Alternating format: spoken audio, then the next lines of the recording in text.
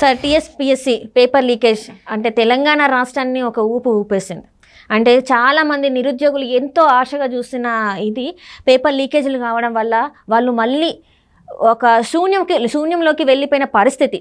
So అలాంటి TSPSC చైర్మన్గా మాజీ డీజీపీ మహేందర్ రెడ్డి గారిని నియమిస్తున్నారు రేవంత్ రెడ్డి గారు. సో ఇప్పుడు ఇది కేసీఆర్కి కానీ కేటీఆర్కి కానీ పెద్ద షాక్ అనుకోవాలా? అంటే కేటీఆర్ గారికి కేసీఆర్ అని కాదు, కానీ తెలంగాణ నిరుద్యోగులు గతంలో అన్యాయానికి గురైన వాళ్ళు, వాళ్ళకి కొంత మానసిక ప్రశాంతత, కొంత మానసిక ధైర్యం దొరుకుతుందని నేను అనుకుంటున్నాను. ఎట్లా అంటే టీఎస్పీఎస్సీ తెలంగాణలో ఏర్పాటైన దగ్గర నుంచి వాళ్ళు ఫస్ట్ చైర్మన్ని నియమించినప్పటి నుంచి కూడా నియామకాలు సరైన మార్గంలో జరగలేదు. తర్వాత అర్హులైన వాళ్ళు ఎంపిక కాలేదు. మెరిట్ ఉన్న వాళ్ళని పక్కన పెట్టి మెరిట్ లేని వాళ్ళని సెకండ్ లిస్టులు కూడా విడుదల చేసి ఆ సెకండ్ లిస్టులో వాళ్ళకి ఇంటర్వ్యూల్లో ఎక్కువ మార్కులు వేసి గ్రూప్ 1లో ఎంపిక చేశారనేది తెలంగాణ నిరుద్యోగులు మొదటి నుంచి ఆందోళన చేస్తున్నారు. ఇప్పటికీ వాళ్ళకి ఆ బాధ మనసులో మిగిలింది. ఇప్పుడు మొన్న బీఆర్ఎస్ పార్టీ ఓడిపోవటానికి కూడా చాలా వరకు కారణం అదే, ప్రధాన కారణం కూడా అదే. గ్రామాల్లో వాళ్ళు బాగా ఈ ప్రభుత్వం వైఫల్యాల గురించి బాగా ప్రచారం చేశారు. అట్లాగే తెలంగాణ ఏర్పాటులో విద్యార్థులు ఎంత ప్రముఖ పాత్ర వహించారో మొన్న ఈ ఓడిపోవటంలో కూడా వాళ్ళది కూడా, అంటే అంత పెద్ద పాత్ర అని చెప్పకపోయినా ఒక గణనీయమైన పాత్ర అయితే వాళ్ళది కూడా ఉంది పాత్ర. అది ఎలా జరిగిందంటే అసలు టీఎస్పీఎస్సీ అనేది ఆ ఏర్పాటైన తొలి రోజుల్లో ఒక గ్రూప్ 1 కండక్ట్ చేశారమ్మా. ఆ గ్రూప్ 1 కండక్ట్ చేయటం ఫస్ట్ టైం, అదే గ్రూప్ 1 తెలంగాణ ప్రత్యేక తెలంగాణ ఏర్పడిన తర్వాత అందులో మెరిట్ లిస్టు ఫస్ట్ ఒకటి విడుదల చేశారు, మార్కులు ఎక్కువ వచ్చిన వాళ్ళందరూ. కానీ అందులో వాళ్ళకి అనుకున్న వాళ్ళు లేరు. దాంతో 2వ మార్కుల జాబితా విడుదల చేశారు, ఇంకా తక్కువ అయిన వాళ్ళని కూడా చేసి వాళ్ళని కూడా ఎలిజిబుల్ అని ప్రకటించారు. వాళ్ళని కూడా ఇంటర్వ్యూకి పిలిచారు. సపోజ్ 600 మార్కులు వచ్చినాయి అనుకోండి ఫస్ట్ లిస్ట్లో ఒక ఆయనకి, అతనికి ఇంటర్వ్యూలో ఎంత తక్కువ వేస్తే బాగా తగ్గిపోద్దో చూసి ఇక్కడ 560 వచ్చిన ఆయన ఉన్నాడు అనుకోండి, ఇక్కడ 2వ లిస్టులో వీళ్ళకి ఇంటర్వ్యూలో ఎక్కువ మార్కులు వేసి 605కి తీసుకెళ్ళిపోయారు.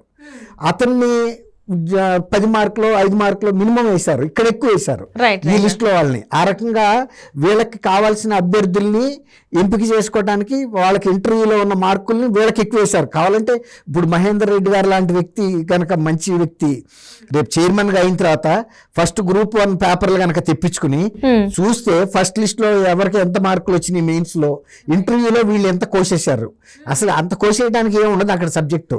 ఎందుకు సార్ అంటే ఇప్పుడు నేను ఎందుకు అడుగుతున్నానంటే ఈ ప్రశ్నని, ఇలా చేయడం వల్ల అంటే వీళ్ళు ఏదైనా లంచం తీసుకుని ఇలాంటి పనులు చేశారా, లేకపోతే విద్యార్థి వాళ్ళని అంటే కొంచెం ఏమన్నా మార్చే వాళ్ళ ఉద్యోగాలు మారుస్తే వాళ్ళకి ఏమన్నా లబ్ధి పొందే ద్వారా ఇలా పొందపోతే ఎందుకు చేస్తారు? ఇప్పుడు ఎవరికైనా మెరిట్ ఉండాలని ఎంపిక చేయాలనేది వాళ్ళ జయం అయితే, ఎవరైతే మంచి మార్కులు వస్తాయో వాళ్ళకి ఇంటర్వ్యూలో కూడా ఈక్వల్ మార్కులు రావాలి కదా, 5-10 రావు కదా. మిగిలిన వాళ్ళకి సెకండ్ లిస్టులో వచ్చిన వాళ్ళకి 40 మార్కులు 50 మార్కులు రావు కదా. అట్లా ఇంటర్వ్యూలో వీళ్ళకి కావాల్సిన అభ్యర్థులు మరి వాళ్ళకి ఎట్లాంటి డీల్స్ ఉన్నాయో మనం చెప్పలేము. అది మహేందర్ రెడ్డి గారు లాంటి వ్యక్తి బయటకు తీయాలి. మహేందర్ రెడ్డి గారు కనుక బయటకు తీస్తే కనీసం ఆ నిరుద్యోగులకి మానసికంగానే కొంత ఊరట జరుగుతుంది, ఆయన బయట పెట్టాలి. ఇదిగో ఫస్ట్ లిస్టులో ఫస్ట్ ఎంపికలో కూడా లోటుపాట్లు జరిగినాయి.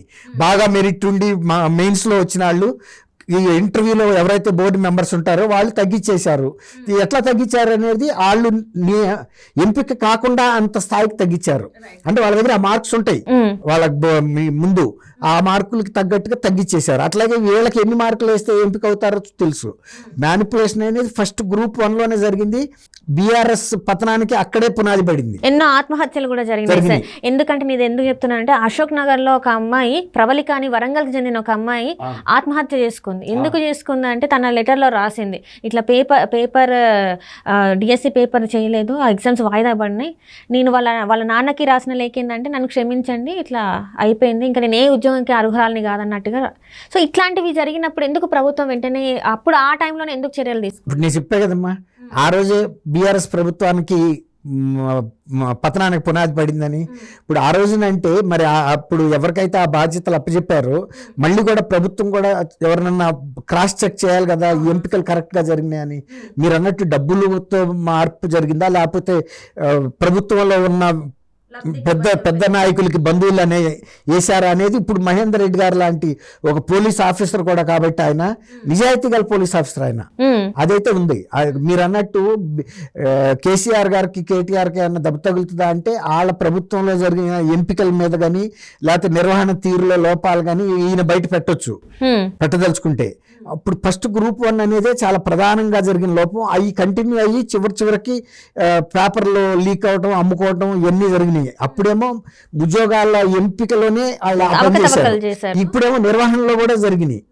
అది ఫస్ట్ తీయమనండి గ్రూప్ 1 కరెక్ట్గా తెలుస్తుంది. రేవంత్ రెడ్డి గారు కూడా నిరుద్యోగుల యొక్క బాధను అర్థం చేసుకుని ఫస్ట్ గ్రూప్ 1 మీద మహేందర్ రెడ్డి గారు లాంటి వ్యక్తులతో స్టడీ చేయించి ఒక రిపోర్ట్ తెచ్చుకుని ఆ రిపోర్ట్ మొన్న కనుక వైట్ పేపర్ శ్వేతపత్రం ప్రచురించినట్టు ఆ రిపోర్ట్ని పబ్లిక్కి పెట్టాలి. ఎందుకు జరిగింది, ఎట్లా జరిగినాయి, ఎక్కువ మార్కులు వచ్చిన వాళ్ళకి ఇంటర్వ్యూలో ఎందుకు తక్కువ వేశారు, మెయిన్లో తక్కువ వచ్చిన వాళ్ళకి ఇంటర్వ్యూలో ఎక్కువ ఎందుకు వేశారు, వాళ్ళని ఎందుకు సెలెక్ట్ చేశారు, అది చెప్పాల్సిన బాధ్యత రేవంత్ రెడ్డి గారు కనీసం నిరుద్యోగుల యొక్క ప్రయోజనాలను దృష్టిలో పెట్టుకుని వాళ్ళ మనోబాధను దృష్టిలో పెట్టుకుని బయట పెట్టాలని నిరుద్యోగులు కోరుకుంటున్నారు తెలంగాణలో. అందువల్ల మహేందర్ రెడ్డి గారు రావటాన్ని హర్షిస్తున్నారు. అంటే ఇప్పుడు ఒకవేళ వీళ్ళ తప్పు ఉందని, ఒకవేళ కేసీఆర్ గారిది కానీ కేటీఆర్ గారిది కానీ తప్పు ఉందని నిరూపితం అయితే వాళ్ళకి ఎట్లాంటి శిక్షలు పడే అవకాశం ఉంటుంది? ఇప్పుడు అసలు అందులో మీరు అన్నట్టు వీళ్ళు బోర్డు మెంబర్స్ లేకపోతే చైర్మన్ చేశాడా ఈ అవకతవకలు, లేకపోతే పైనుంచి ఆదేశాలు వచ్చి వీళ్ళకి తక్కువ మార్కులు వేశారా, అప్పుడు ఈ సంజయ్ అడిగినప్పుడు బయటకు వస్తుంది అది నేను చేయలేదు పై వాళ్ళు చెప్తే చేశామని. అప్పుడు ఎవరి మీద రిపోర్ట్ చేస్తారు మీద. ఇప్పుడు అరవింద్ కుమార్ గారిని ఒక ఐఏఎస్ ఆఫీసరు దాని ఏమంటారు రేసింగ్ ఫండ్స్ రిలీజ్ చేశాడు కదా 45 కోట్లు 55 కోట్లు. ఆయన ఏం చెబుతున్నాడు, కేటీఆర్ గారు చేయమని చేశానన్నాడు. అట్లాగే ఇప్పుడు కనుక వాళ్ళు ఈ బయట పెట్టి ఆ పాత మెంబర్స్ని చైర్మన్ని పిలిపించి ఇంత పెద్ద మార్కులు వచ్చిన వాళ్ళకి ఎందుకు తక్కువ వేశారు, అసలు రెండో లిస్ట్ ఎందుకు రిలీజ్ చేశారు, మెరిట్ లిస్టు ఇంతమంది మీరు తీసుకుంటున్నది సపోజ్ మెరిట్ లిస్టు 200 మందిని విడుదల చేశారు ఫస్ట్ సెలక్షన్ లో, మీరు తీసుకునేది మహా ఉంటే 40 మందిని తీసుకుంటారు. ఈ 200 మందిలో సరిపోరా 40 మంది? మళ్ళీ రెండో లిస్ట్ క్వాలిఫై చేసి పంపాల్సిన అవసరం ఏముంది తక్కువ మార్కులని? అందులో వాళ్ళు ఎలా సెలెక్ట్ అవుతారు, ఫస్ట్ లిస్ట్ లో వాళ్ళు ఎందుకు రిజెక్ట్ అవుతారు అంటే వీళ్ళతో మీకుండా ఒప్పందం ఏంటి, డబ్బులుగా తీసుకున్నారా లేకపోతే పైన కేసీఆర్ గారు కానీ కేటీఆర్ గారు కానీ మీకు రికమెండ్ చేశారా? అది అక్కడ తేలాలి. రేపు మహేందర్ రెడ్డి గారు పోటీ వాళ్ళు విచారిస్తే ప్రజల ముందు పెట్టాలి ఇట్లాంటి లోటుపాట్లు ఎందుకు చేశారు అనేది. ఇప్పుడు తెలంగాణ ప్రభుత్వానికి మంచి సమర్థులైన అధికారులు రావాలని, కానీ బంగారు తెలంగాణ ఎట్లా వస్తుంది, సమర్థులైన అధికారులు ఎంపికైతే వస్తుంది. అంతేగాని డబ్బులు తీసుకుని సెలెక్ట్ చేస్తేనో బంధుత్వాలని అడ్డం పెట్టుకుని సెలెక్ట్ చేస్తేనో ఎఫిషియెంట్ ఆఫీసర్లు రారు కదా సమర్థులైన అధికారులు. అది అంటే ఇప్పుడు ఏంటంటే ఇట్లాంటి వల్ల రాష్ట్రం నష్టపోయే అవకాశాలు ఖచ్చితంగా. సో ఇలాంటివి జరగకుండా ఉండాలంటే ఇలాంటి ఆఫీసర్ రావాలి. గతంలో టీఎస్పీఎస్సీ చైర్మన్లు వాళ్ళు చేసిన లోటుపాట్లు ప్రజల ముందు పెట్టాలి. అది రేవంత్ రెడ్డి గారు చేస్తే వీళ్ళ బంగారు తెలంగాణ అని చెప్పిన వ్యక్తులు నిజమైన బంగారు ఆఫీసర్లను సెలెక్ట్ చేశారా లేకపోతే సత్తు అల్యూమినియం ఆఫీసర్లను సెలెక్ట్ చేశారో తెలుస్తుంది. Right sir, right. Thank you so much sir Durga Kumar sir, ధన్యవాదాలు సార్. థ్యాంక్ యూ అమ్మ సిరి, మన వీక్షకులు కూడా.